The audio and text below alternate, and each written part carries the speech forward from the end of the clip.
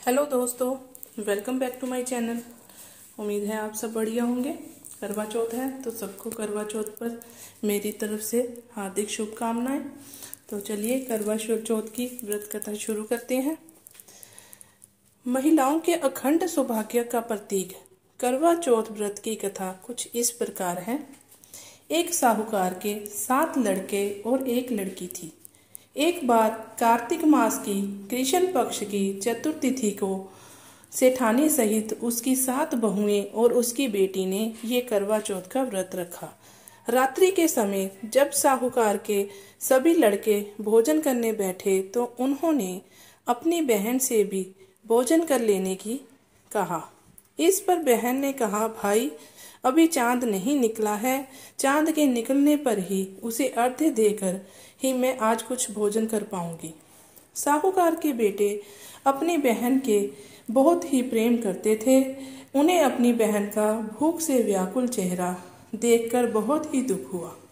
साहूकार के बेटे नगर के बाहर चले गए और वहां एक पेड़ पर चढ़कर अग्नि जला दी। घर वापस आकर उन्होंने अपनी बहन से कहा, देखो बहन, चांद निकल आया है, अब तुम उसे अर्घ्य देकर भोजन ग्रहण कर सकती हो।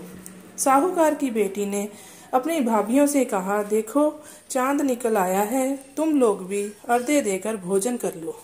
ननद की बात सुनकर भाभियों ने कहा, बहन अभी चांद नहीं निकला है, तुम्हारे भाई धोखे से अग्नि जलाकर उसके प्रकाश को चांद के रूप में तुम्हें दिखा रहे हैं। साहूकार की बेटी अपनी भाभियों की बात को अनसुनी करते हुए भाइयों द्वारा दिखाए गए चांद को अर्घ्य देकर भोजन कर लिया। इस प्रकार करवा चौथ का व्रत भंग करने के कारण विघ्नहर्ता भगवान श्री गणेश साहूकार जी की लड़की पर अप्रसन्न हो गए हैं।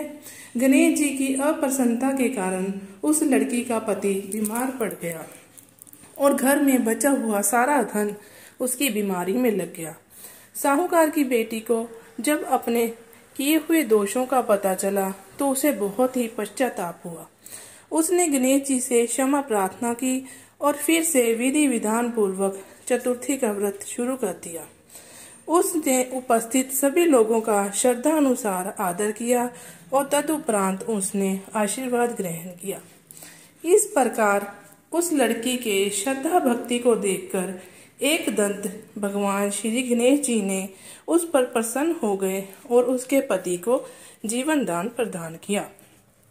उसे सभी प्रकार के रोगों से मुक्त करके धन संपत्ति और वैभव से युक्त कर दिया।